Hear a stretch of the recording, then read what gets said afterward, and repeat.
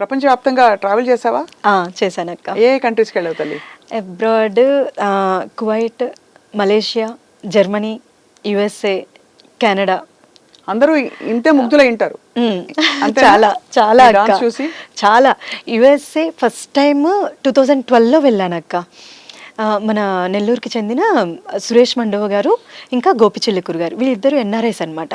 అక్కడ ఒక ఫంక్షన్ జరిగితే, అంటే వేరే హరిబాబు అని కమెడియన్ అన్నం తీసుకెళ్తే అన్న ఫంక్షన్ పెట్టారు. అందులో ఒక చిన్న పర్ఫార్మెన్స్ ఇచ్చాను నేను, ఇదే ఇప్పుడు మీకు చెప్పింది అమ్మవారిది. అందులో తర్వాత నెక్స్ట్ డే ఆయన గోపిచెల్లికూరు గారు అని ఫోన్ చేసి, అమ్మా భయపెట్టేశావు నన్ను, నువ్వు నైట్ పడుకుంటే ఒట్టు నాకు నీ అమ్మవారి రూపమే కనిపిస్తుంది నాకు అని అన్నారు.